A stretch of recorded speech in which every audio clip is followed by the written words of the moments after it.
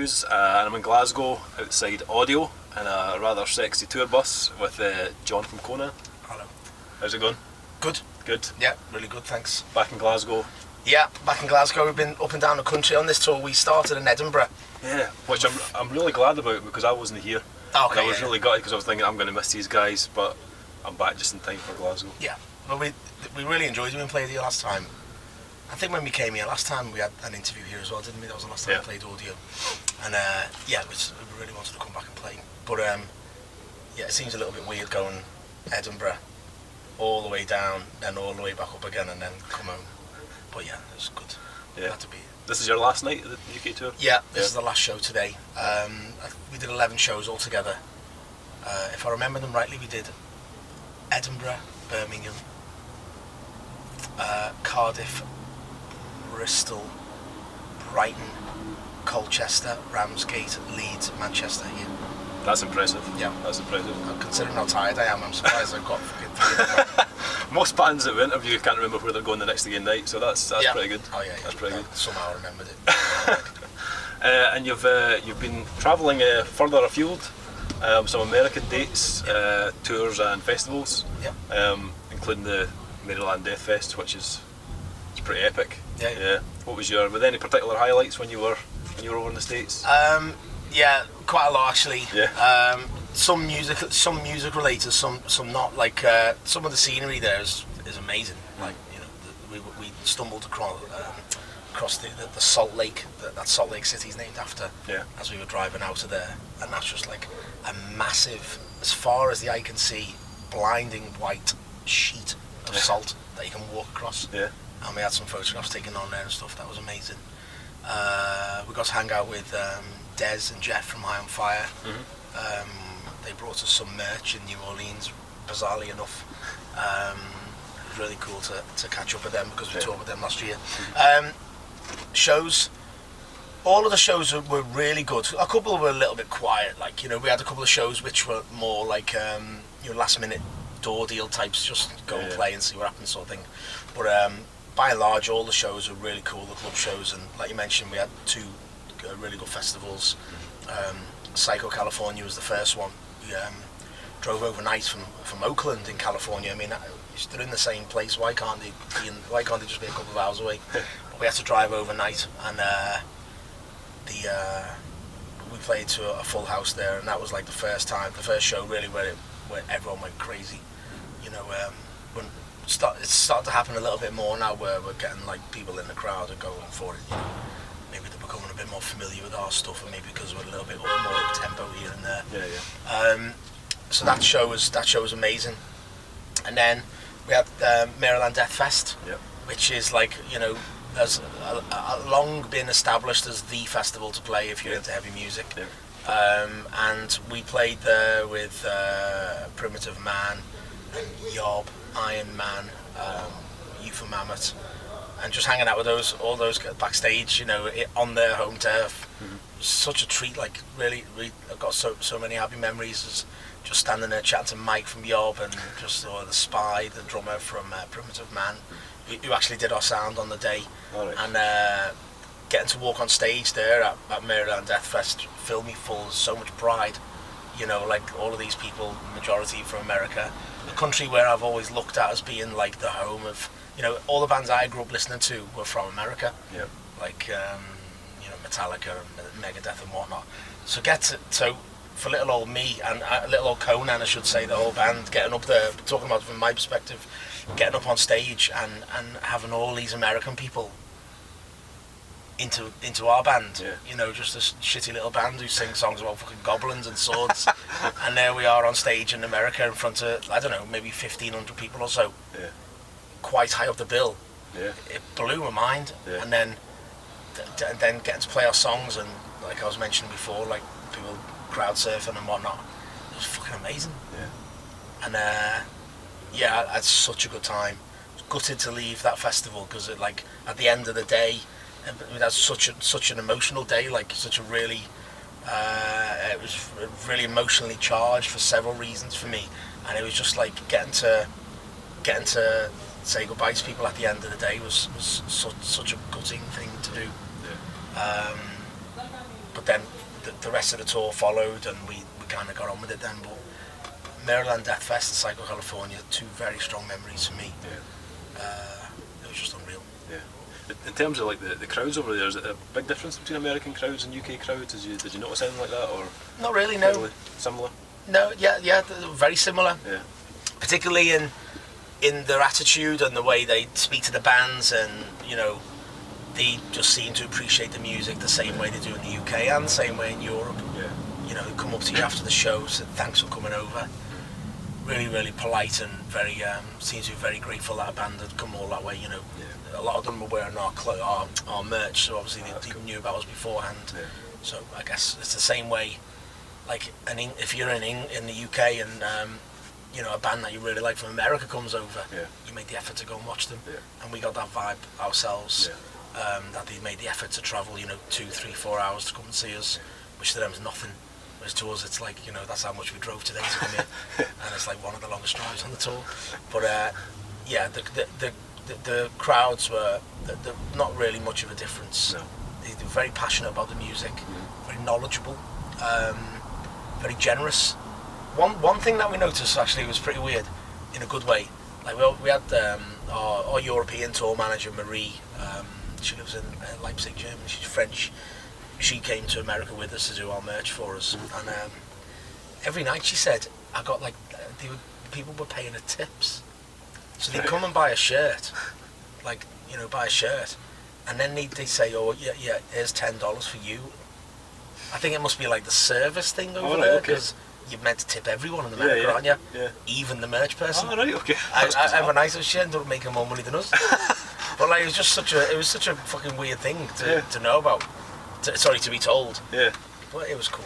Yeah, but I really loved it. Yeah. Really warm people, Yeah. The people who came to the shows. We didn't have any bad experiences or bad vibes off anyone. Yeah. And even at the quieter shows, when you probably would assume they could not be arsed having his band turn up and play to 15 people, which happened twice, I think. Yeah. But the rest of the time, the crowds are great. Yeah.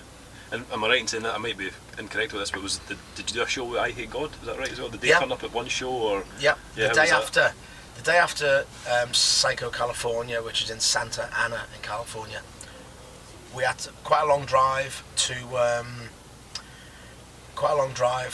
a place called Tempe in Arizona. Oh yeah.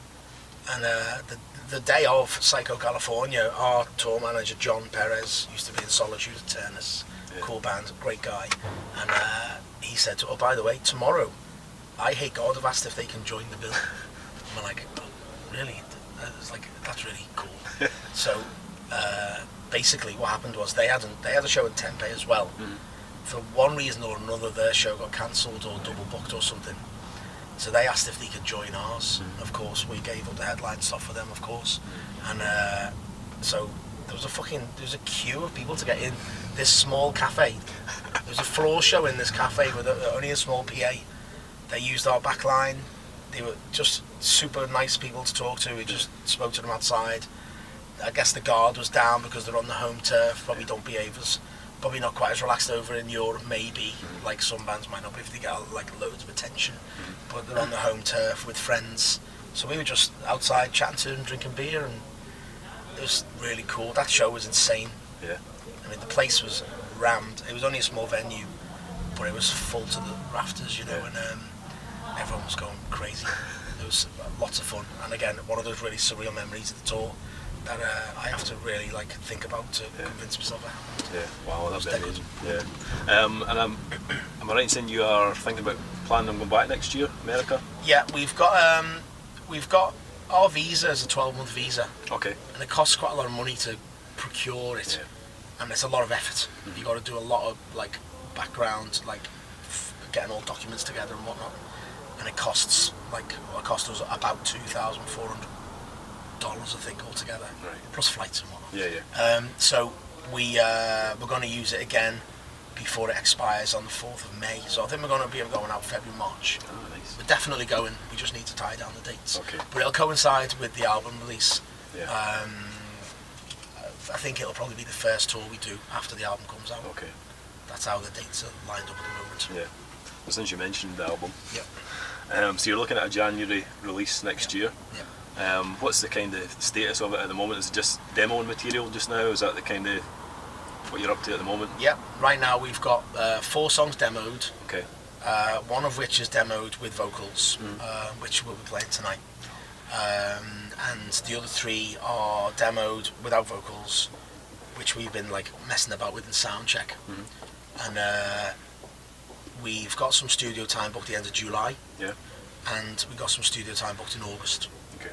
And we're going to get the album written between now and the end of July. You know, we're doing a bit of homework at home once we finish this tour. And then in August we've got like, you know, a good chunk of studio time booked there, so we can put the album together. Yeah. And it's a different way of doing it from the other albums. All right, cool. Because the other albums, also, if you go back to Blood Eagle, for example, we were at the stage where we were just crossing over into moving into Skyhammer Studio as our rehearsal room. Yeah. And the first half of the writing process for that was like we practice once a week in our place in Liverpool. Yeah. We moved to Skyhammer, and then we just get together every for a few days every now and again. So Blood Eagle was put together in that way, but this new album is purely done in, like, we've done it in chunks of studio time. Okay. Which is a different approach, and you don't really get the same level of you get like a different you get a different feel, because like we're writing the songs in chunks, and we write like one song and get it finished within a few days. Right. Yeah. And then we move on to the next one. Whereas what we used to do was we just continually practice the songs like for weeks and weeks and weeks on end, doing like an hour at a time. And these can fuck off.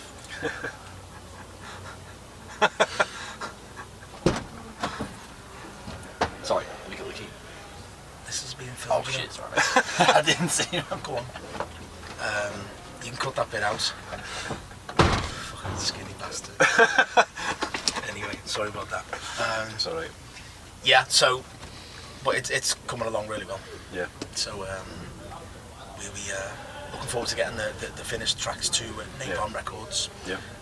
We're going to have to get that submitted by, I forget the date now, but at some point in September. Okay. The artwork's got to be done by November. But it's all on track. Okay. Yeah, the songs are sounding cool. We're really happy with them so far, and we know there's still a lot of development work to do on them as well.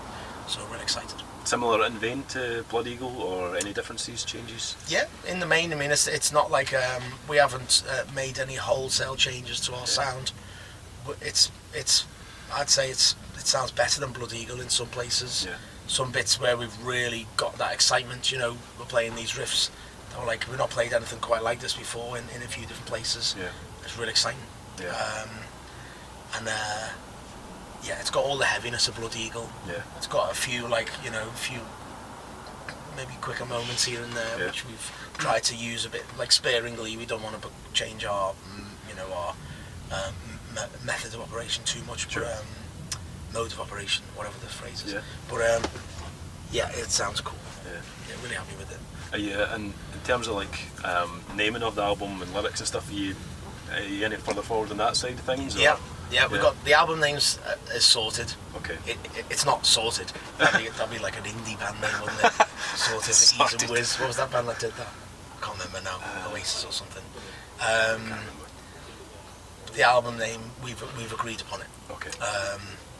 And lyrics, lyrics, similar themes. Yeah. All computer games and movies and fighting and, you know, stuff like that. Reliving my youth through these daft lyrics that we seem to find it easy to write.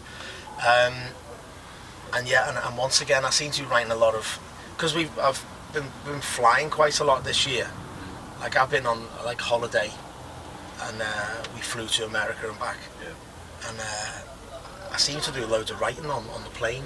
I think it's because I'm scared of flying. So I get this like kind of like panicked kind of claustrophobic sort of anxiety when I'm on a plane. Not like out of control or anything, just like a slight.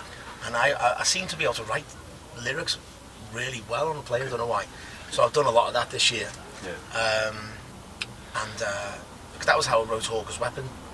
The lyrics for that came on the plane, you know, and the line like, "These skies are dead, is actually about, you know, what if the fucking plane crashed? Yeah.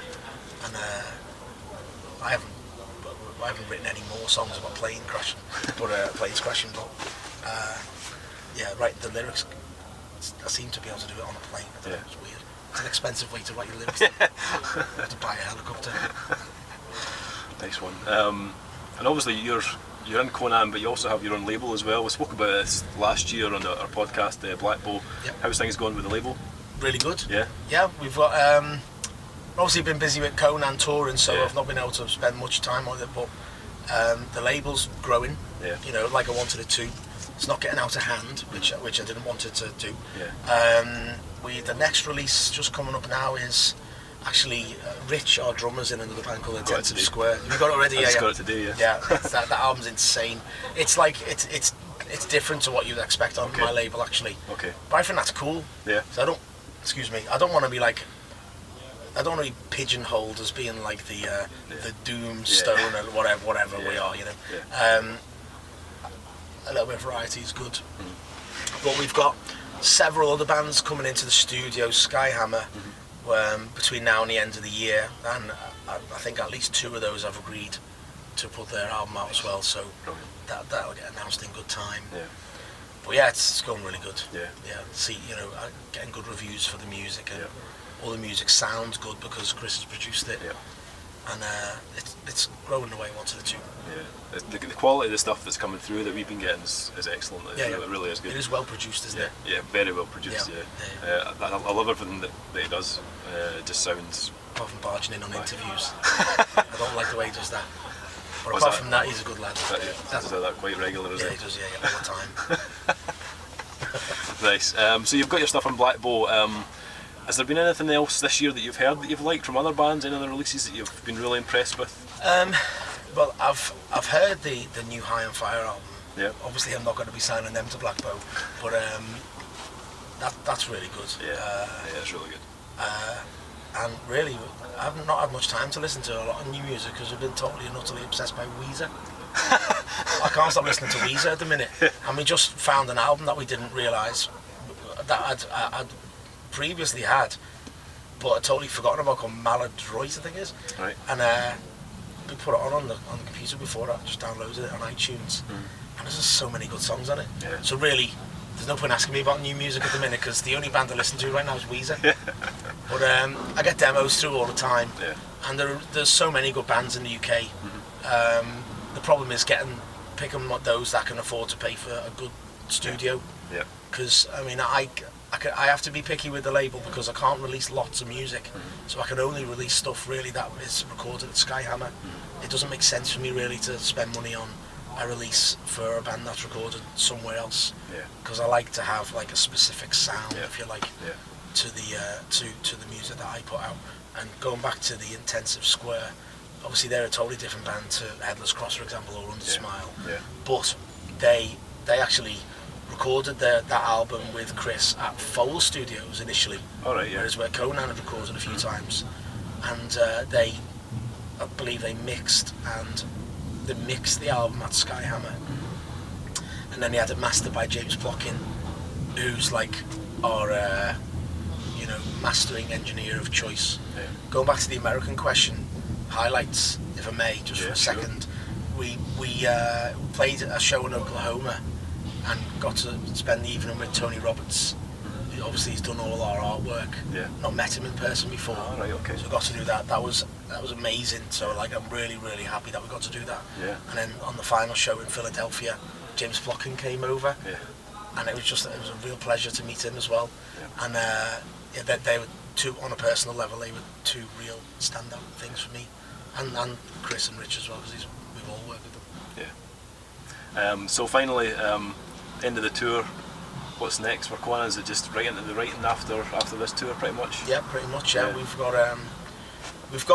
have got a handful of shows left. Like next month, we go to Ísafjörður Festival in Iceland, and that's going to be really cool. And then we've got a couple of standalone shows in Nottingham and Oxford, and then we're playing Bloodstock in August, Sophie Lancaster stage. We're in amongst like a load of like commercial heavy rock bands, and it's going to be interesting to play in that sort of, because there'll be lots of people there who'll be into heavy music. Yeah. So I think hopefully we'll be like a breath of fresh air in amongst a load of bands that perhaps don't have the same sort of heavy feel that we have. Yeah. So we're looking forward to that. And we got like 1 or 2 other little shows, but yeah, the main focus is getting the album finished now, of course, because we have got a deadline for that. Yeah. Sadly, we've committed to a release date, so we have to then commit to a recording and production date. So, yeah. Do you prefer being under that wee bit of pressure? Do you think that we like it. Obviously, we toured quite a lot leading up to this recording writing phase. So we need to get our skates on and make sure we do it justice. Yeah. But if we're not happy with it, we'll just delay the release date. Yeah. There's no point putting out something you're not happy with. Yeah. So we just need to work hard. But the way we've been working on the other songs, we're getting like a song or 2 every couple of days. Yeah. And it's I don't have any fear about getting the album ready. Be fine. Nice one. Yeah. Can't wait. Nice one, John. Thanks very much. Appreciate your time. Can't wait to see you guys later. Cheers. Cheers, guys.